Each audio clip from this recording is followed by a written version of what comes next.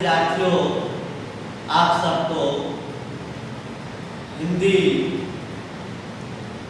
राष्ट्र कवि एवं साहित्य व्याख्याता विक्रम गौड़ रसिक का सादर अभिवादन। विद्यार्थियों, कक्षा 12वीं की जो पुस्तक अंतरा है उसमें काव्य खंड से मैंने विष्णु खरे जी को लिया है।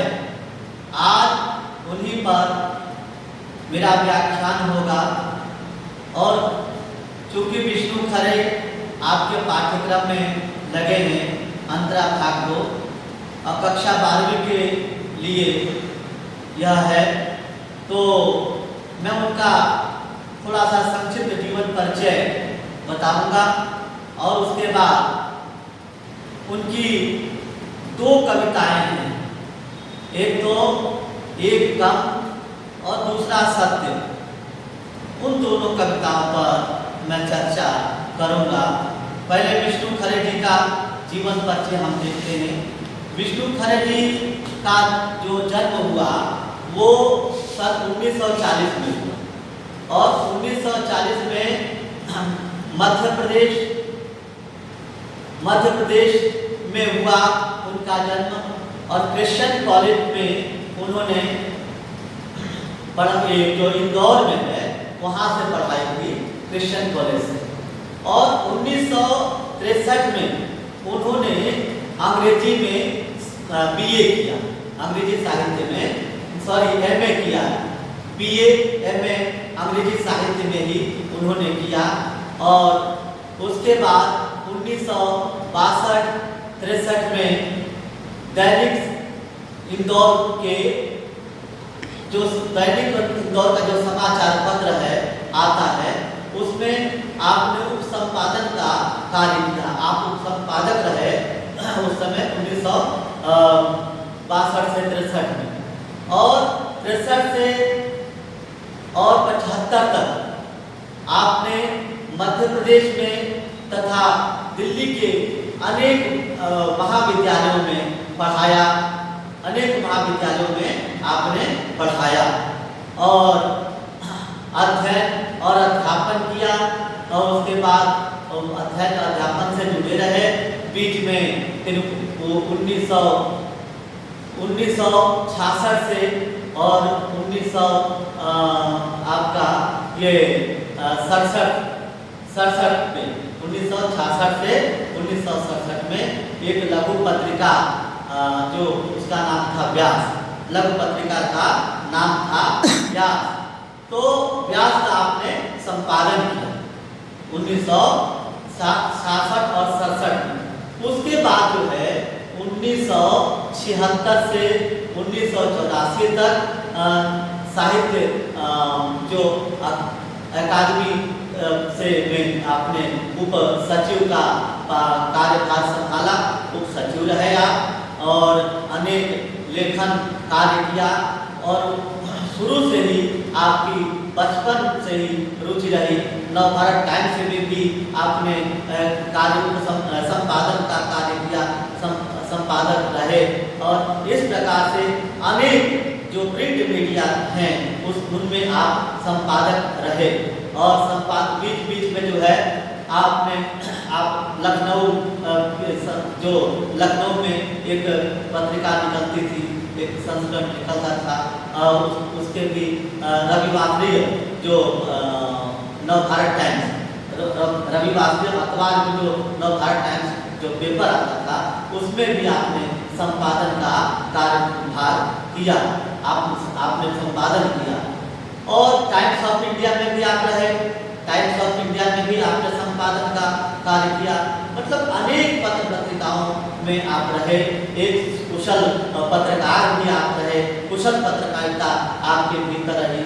आपकी जो दो कविताएं यहाँ पर हैं जो इस पाठ्यक्रम में विद्यार्थियों के पाठ्यक्रम में हैं, तो आपने उस जो दो कविताएं हैं वो हैं, पहली कविता है एक कम, दूसरी कविता है सत्य।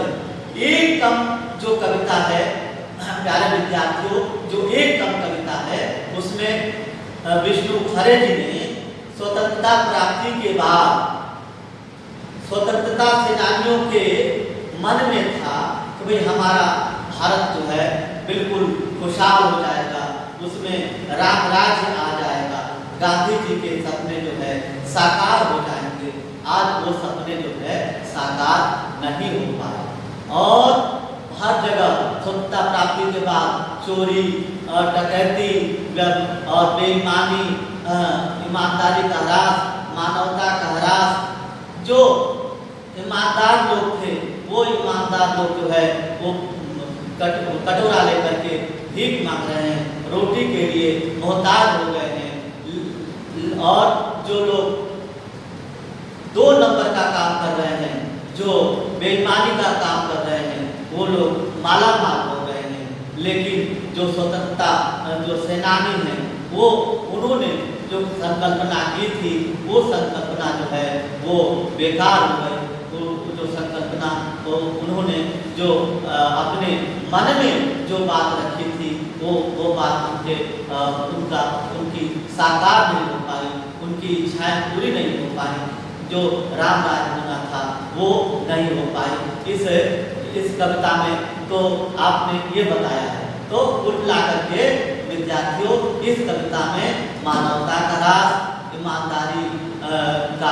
ईमानदारी का पतन और जो है जो स्वतंत्रता सेनानियों की संकल्पना का पतन, तो इतनी सामाजिकता का अभाव और राजनीतिक समस्याएं को और उलझने लगी।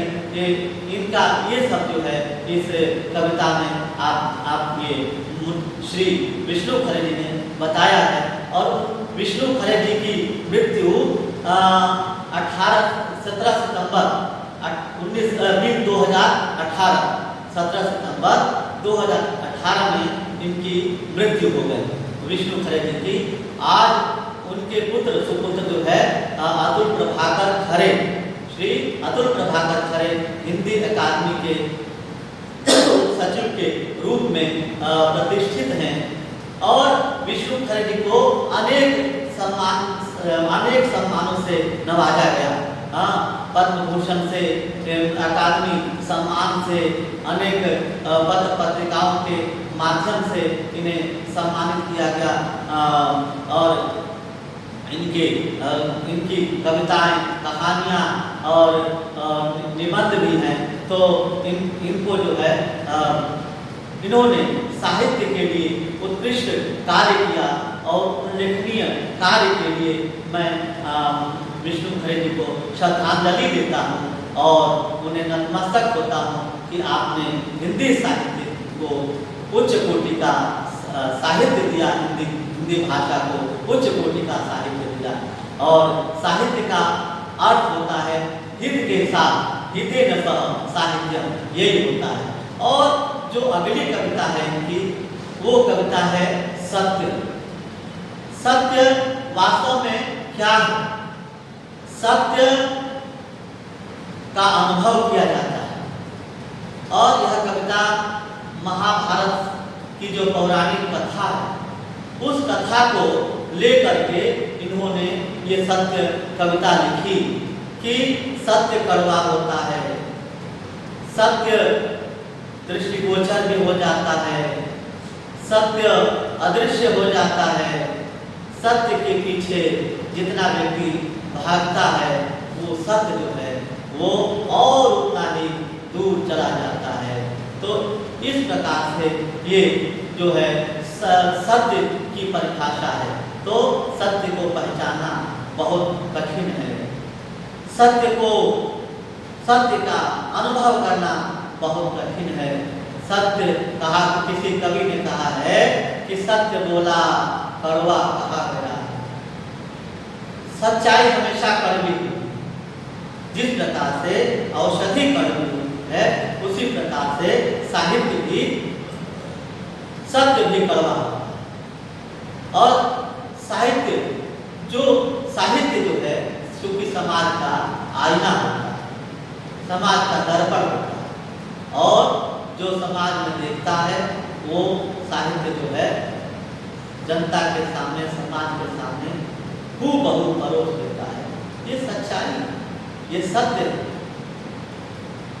समाज में बलात्कार, व्यभिचार इत्यादि सब हो रहे हैं, वो सब कविताओं के माध्यम से, कहानियों के माध्यम से समाज को ही परोसी जा रही है।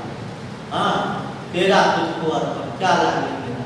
तो जो कुछ भी समाज में हो रहा है वो समाज को दिखा दिया जा रहा है। देख भाई, ये तेरी तस्वीर यही है। तो इस प्रकार से सत्य जो है हमेशा वास्तविकता की पहचान करा देता है।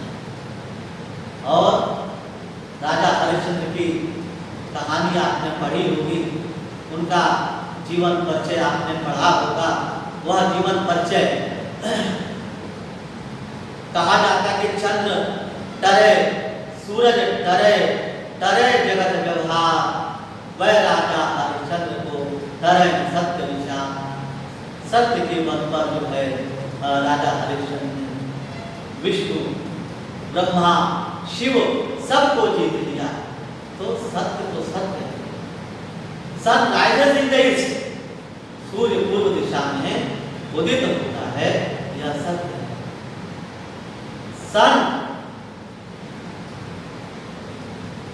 Sun goes in the west, disappears in the west, और सूर्य पश्चिम दिशा में अस्त हो जाता है। ये सच्चाई है। Sunsets in the west, ये सच्चाई है, इसको कोई झुठला नहीं सकता।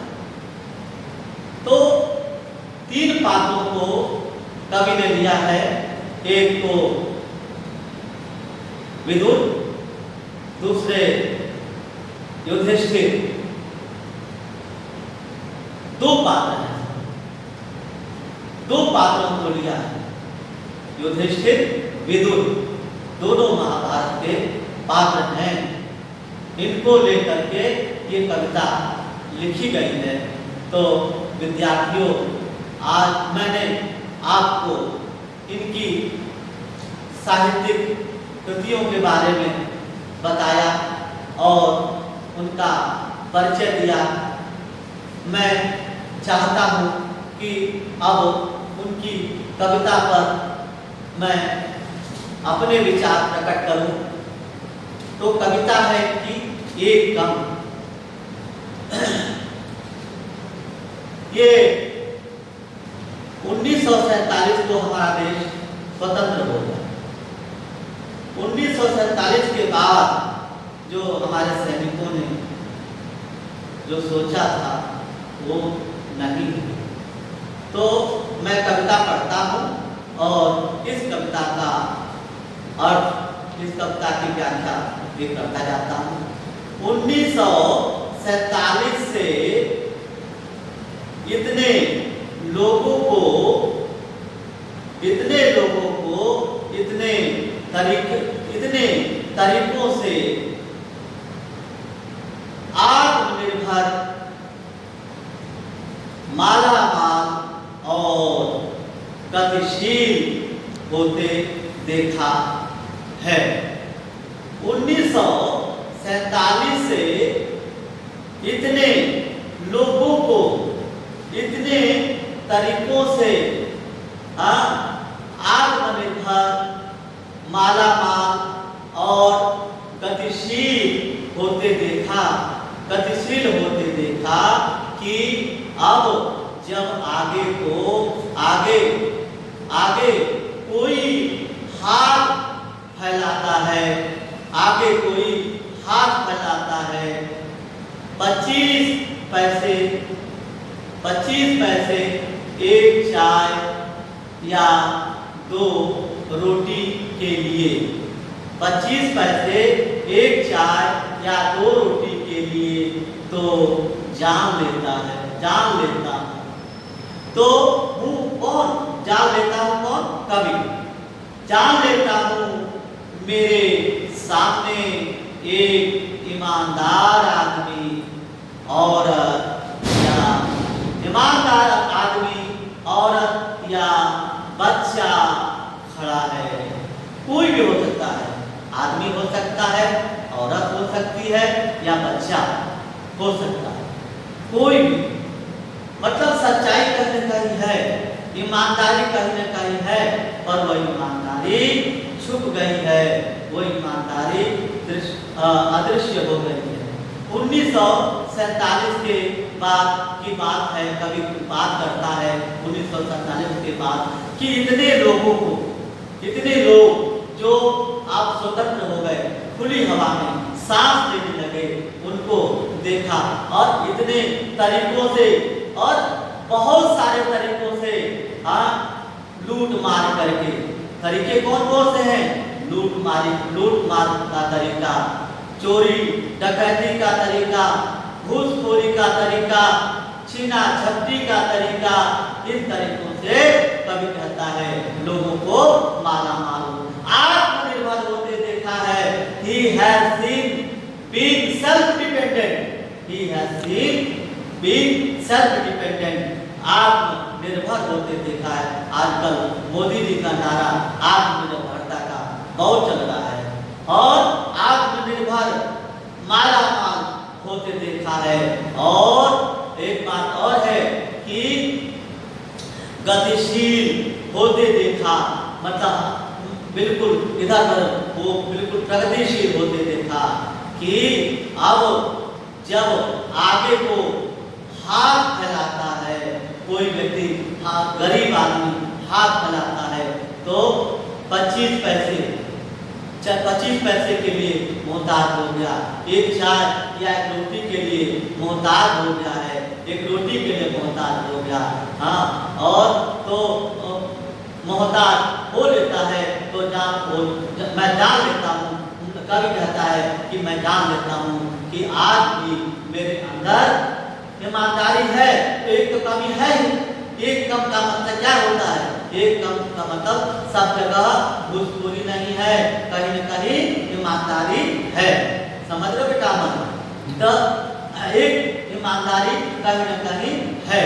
तो इस प्रकार मेरे सामने ईमानदार आदमी और या बच्चा, बच्चा जो है खड़ा है, एक बच्चा खड़ा है या औरत खड़ी है और मानता हुआ कि हाँ मैं लाचार हूँ, अपने आप को मान लेता है। He or she accepts and confesses himself or herself that I am selfless, I am shelterless, I am helpless, I am shelterless and I am helpless। कि मैं लाचार हूँ, कंगाल हूँ या कोढ़ी, कुष्ठ रोगी, या मुझे कुष्ठ रोग हो गया है। इस प्रकार से ऐसी बात उसके मन में आ जाती है। भला चंगा हूँ, अच्छा खासा हूँ, भला चंगा हूँ और जो है कामचोर और एक मामूली धोखेबाज। मैं अपने आप को वो मान लेता है कि मैं तो कामचोर हूँ या मामूली एक धोखेबाज, एक मामूली धोखेबाज। लेकिन पूरी तरह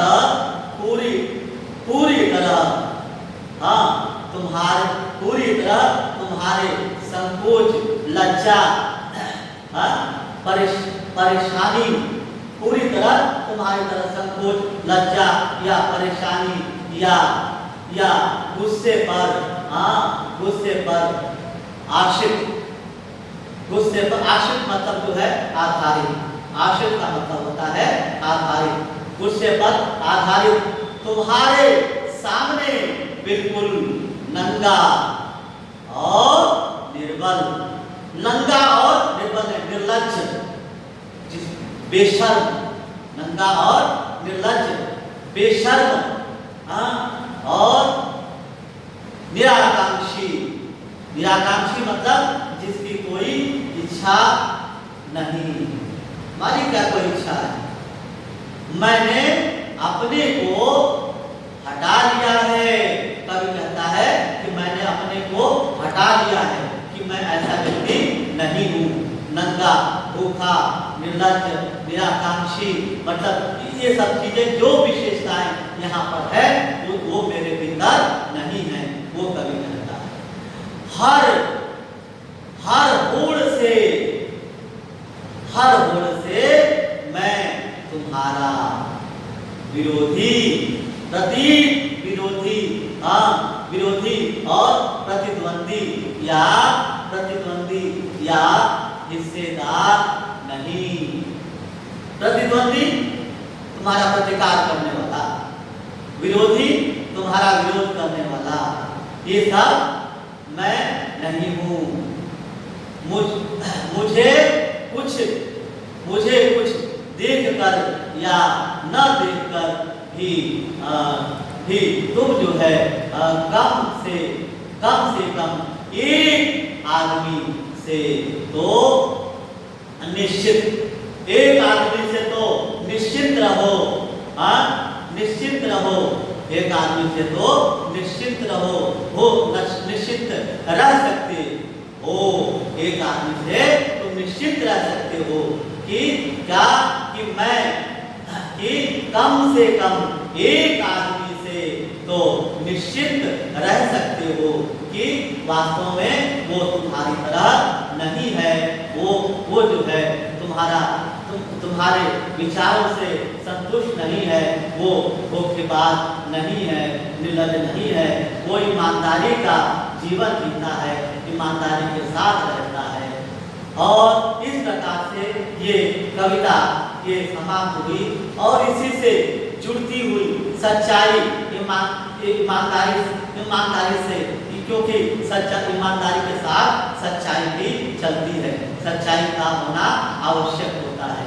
तो सच्चाई, ईमानदारी ये सब जो है अवश्य है। और इसको मैं पढ़ता हूँ, इस कविता को भी। कविता का नाम है सत्य। कविता का नाम क्या है? सत्य। सत्य को पढ़ता हूँ कि हम सत्य को पुकारते हैं, हम सत्य को पुकारते हैं तो वह हमसे परे हट जाता है। वास्तव में सत्य को यदि हम पुकारने का अभिप्राय है सत्य पर ध्यान लगाना, उससे हमारा ध्यान हट जाता है, सत्य हमसे दूर चला जाता है।